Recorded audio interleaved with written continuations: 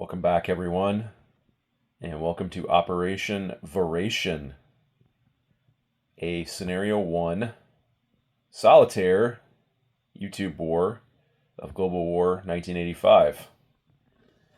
That's right, we are still playing Global War 1985, a game that I had the pleasure of designing, continue to work on, and we'll be playing the V2 playtest rules for this scenario. Now, why is it called Operation Vorashin? Well, because of this TV movie from the early 1980s that had a pretty big impact on young Admiral Seabass when I watched it. It depicts a Cold War goes hot scenario where, trying to remember the plot, U.S. grain embargo on the Russians basically causes them to invade Alaska and try to seize the Alaskan oil fields. Tensions rise, and you'll just have to watch this movie to find out what happens at the end. But if you read the design notes for Global War 1985, you know we took a lot of inspiration from the media of the era of the 1980s, including this. So why Vorashin? Well, Vorashin is the Soviet officer in this movie that leads the Soviet airborne assault into Alaska. And we have a new random event in Scenario 1 for the Soviet Far East Command that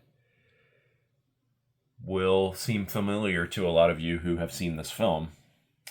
So you'll have to see what that looks like. Here's my setup. Again, Scenario 1 only, which is U.S. Pacific Command, Soviet Far East Command, and China.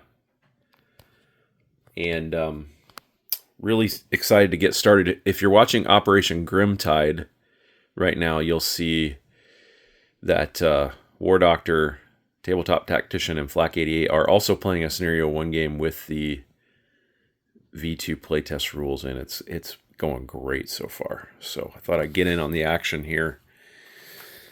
And I've been working hard on some of my decaling. You can see here I've got now U.S. Pacific Command decaled ships. And Alaska has gotten buffed here a little bit in the opening setup. What you're going to see in V2 is that we've tried to make more places matter. For example, Far Aleutian here, the Soviet Far East Command can get a +1 bonus income just for possessing that. Same thing here for the Aleutian Islands. And of course the oil in Alaska will give them a bigger bonus. And then the U.S. can get a wartime bonus for possessing places like Kuril Islands and Sakhalin Islands. We just found that some of these places were not getting included, because they don't have an IPP value on the map. Footnote, map's not going to change in V2 of the game, so you can keep your maps if you already have them.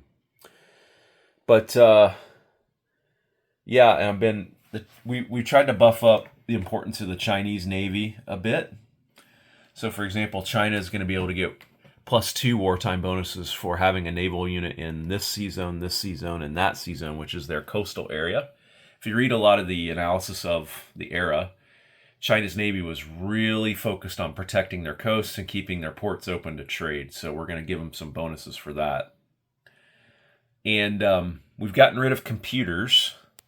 We found that was a tech that was stale in the sense that it was so important that everyone would automatically roll for it every turn. We don't like that. We don't like stale. We don't like rote in this game.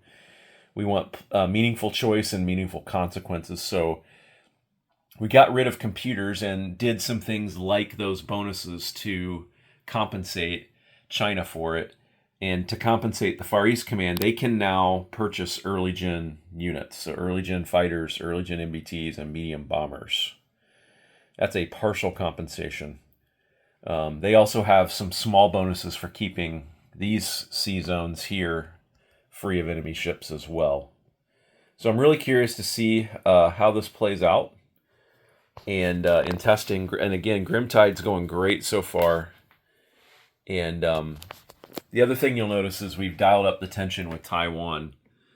Taiwan's now fully a third of China's victory points, and we've given more limited strike options for China against Taiwan instead of going to full war. So China can start essentially a smaller scale war with Taiwan and try to whittle them down a bit before going to full war. And you'll see that play out in Grimtide here pretty soon, I think. So anyway, that is it. Just an introduction. I'll drop this video today, and then my plan is to film a complete turn and then drop each turn as I get them done. So anyway, take care, everyone. Admiral Seabass signing off.